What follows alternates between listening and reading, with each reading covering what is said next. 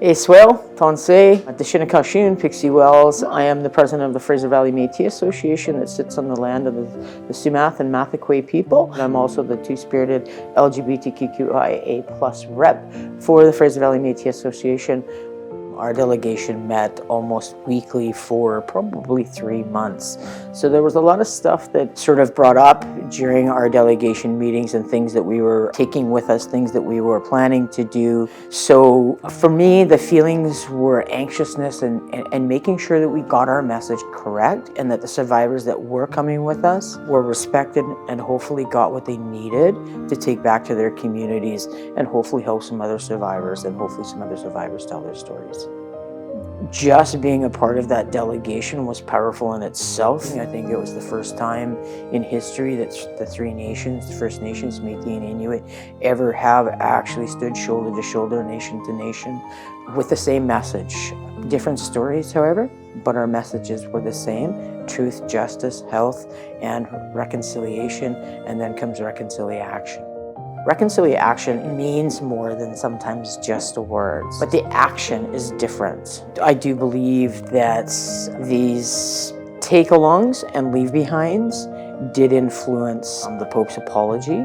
So a lot of this was very strategically planned as to how these leave-behinds were going to be left behind. Originally, we thought we'd each have 4 minutes to stand in front of the Pope. So what we did in turn was we all wrote and had videoed ourselves and had it transcribed into a language that he would understand. The rest of these leave-behinds were stories. The leave-behind that I left for him was a book on the story of the Métis women of our nation. And the reason why was because we live in a matriarchal society long before colonialization. And I also gifted him a gift of the masks that we all wore that was created by one of our ISWs in the Abbotsford School District. Inside there was a letter from her grandfather who attended residential school, and there was a mask in there for him. And when I handed him that leave behind, I said, "Do not forget our children." Our survivors got to speak to him, which was very important. So a lot of us stepped back and took that moment and allowed our survivors to be the ones to have the voice. I believe that we got a start of what we're looking for. I believe our survivors felt something much more. Some of them felt like they'd been waiting a lifetime. Like our elder Angie, she felt like she was actually heard.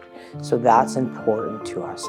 And I think moving forward, we need to be prepared for when he comes to Canada and the choices that he makes the right choices based on our survivors, and that the fact that the Métis Nation BC, Métis Nation Alberta, Métis Nation Saskatchewan, Manitoba, whichever nation it is prepared for the visit in a way to help our survivors, whether that be mentally, whether that be physically, or whether that be financially, that any survivor, family member that chooses to go on behalf of a family member who may not be here has the opportunity to do so.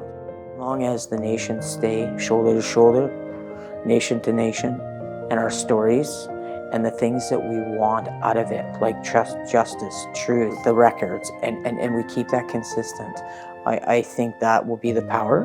And I also believe, how do I see the two-spirited LGBTQIA movement being a part of this?